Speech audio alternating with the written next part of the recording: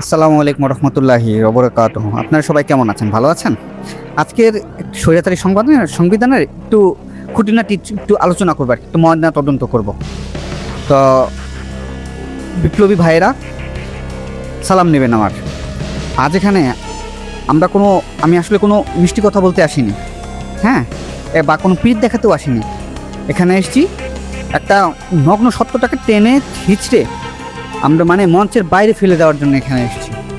একটা কথা কান খুলে শুনে রাখুন, স্বৈরাচার শুধু পুলিশের গুলির নলে কিংবা রাজপথের গরম গুলিতে টিকে থাকে না।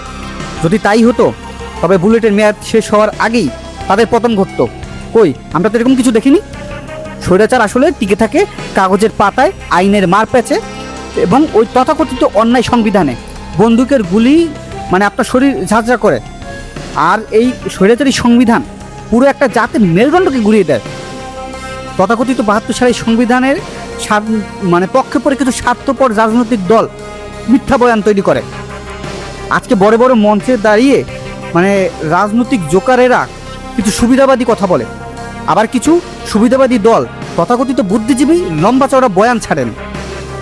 বলে ৭১ হলে না সংবিধান এটা সংস্কার হলে বা সংবিধান এটা পুনর্লিখন হলে ৭১ সালের যুদ্ধের সাথে সংঘর্ষী। তারা কি বলে? তারা বলেন ৭২ সালের সংবিধান অক্ষুণ্ণ রাখতে হবে, এটা তাদের পবিত্র গ্রন্থ, এটা আল কোরআন বাইবেল, এরকম মনে হয় যেন তাদের কথাবার্তায়। এটা ঐশী গ্রন্থ, এটাকে ধরা যাবে না, ধরা ছোঁয়ার বাইরে। ধিক্কার জানাই এই সমস্ত মিথ্যা বয়ানকে, ধিক্কার জানাই ওই সমস্ত পচাগলা নর্দমার ওই সমস্ত কীট পতঙ্গদের। এরা হচ্ছে রাজনৈতিক ধাপ্পাবাজ, রাজনৈতিক জানোয়ার। এগুলো জানোয়ারের চেয়েও খারাপ।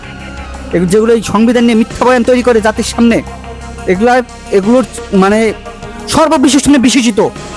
যখনই কোনো ব্যক্তি বা দল সামনে এসে ওই স্বৈরাচারী বা একনায়কতন্ত্রের যে ৭২ সালের সংবিধান টিকিয়ে রাখার জন্য ওকালতি করে, বা তখন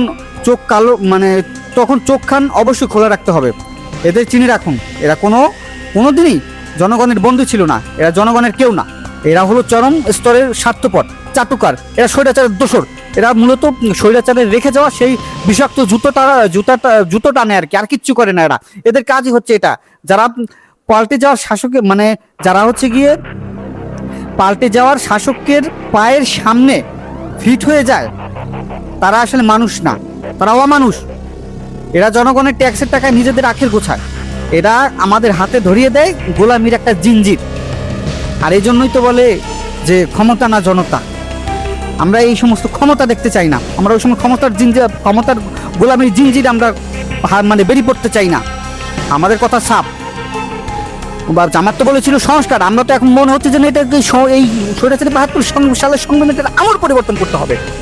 যারা এই পচাগলের দলিলকে বুকে আগলে ধরে রেখে শুধু ক্ষমতার মধু খেতে চায়, তারা জাতির কোনো সময় বন্ধু হতে পারে না, এরা জাতির শত্রু। তাদের আমরা এই প্ল্যাটফর্ম থেকে লাথি মেরে ডাস্টবিনে ফেলে দিতে চাই। শোষণের কোনো আইনি বৈধতা এই মাটিতে চলতে দেওয়া হবে না। আজকের এই বিপ্লব কোনো জোড়াতালি সংস্কারের জন্য হয় নাই, এবং কি কোনো এই যে সালাউদ্দিন সাহেব যে বললেন যে এটা কি জানি বললেন, এই সংশোধন, হ্যাঁ, সংশোধনের কথা বললেন। এই সংশোধন তো কি কথা? আপনি সংশোধনের সংস্কার তো দূরের কথা। আমরা তো দেখছি এই ৭২ সালের সঙ্গে এখন মূল পরিবর্তন করে প্রয়োজনীয় এটাকে নতুন করে পুনর্লিখন করার নতুন অবস্থা তৈরি হয়েছে। সব জায়গাতে আমরা দেখছি দলীয়করণ। আমাদের লড়াইটা আসলে ওই সমস্ত স্বৈরাচারী কাঠামোর বিরুদ্ধে। বারবার নতুন করে জালিম তৈরি হবে, আর জনগণ বারবার রক্ত দেবে। আর জনগণের রক্তে কেনা এই স্বাধীনতাকে কেন স্বার্থপর দোসরেরা এগুলোর দালালি করবে? তাই তো বলছি, এই জন্যই লোকে বলে যে লড়াই চাই, লড়াই করে বাঁচতে চাই। স্বৈরাচারের কালো হাত ভেঙে দাও, ঘুরিয়ে দাও। এজন্য এই সংবিধান নিয়ে যারা এই মিথ্যা বয়ান তৈরি করবে, এদেরকে কোন সময় কেউ ছাড়বেন না। সব জায়গাতে দলীয়করণ, এমন কোনো সেক্টর বাদ নেই। শুধু তাই না, শুধু কি এরাই বাটপারি করে না, এই একটা পুরো সিস্টেমটাই এটার সাথে জড়িত। এই স্বৈরাচারী সংবিধানে একটা পুরো সিস্টেমটা জড়িত।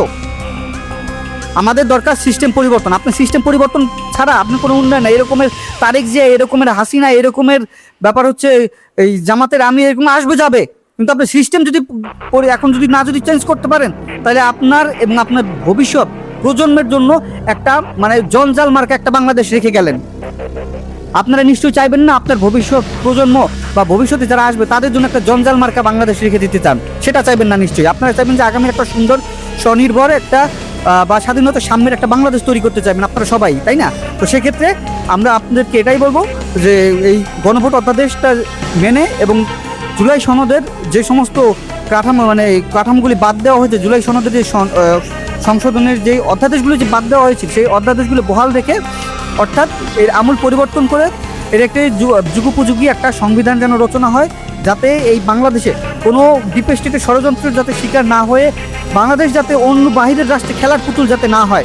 আপনারা আগে সব সময় দেখে এসছেন বাংলাদেশ স্বাধীন হয়েছে ঠিকই, কিন্তু পুরোপুরি স্বাধীন হয়নি। কিভাবে বলবো কিভাবে? এটা এই কারণেই যে একটা দেশ যদি দেশের আইনি কাঠামোর মাধ্যমে যদি সে যদি খেলাধুলা না করতে পারে, সেই খেলাধুলার রেফারি যদি অন্য দেশের কোনো ব্যক্তি যদি থাকে, মোড়ল যদি থাকে, তাহলে আপনার এই যে সার্বভৌমত্ব, এই আপনার সার্বভৌমত্ব কতটুকু আপনার মানে এটাকে কতটুকু পরিমাণ নিরাপদ আপনার সার্বভৌমত্ব।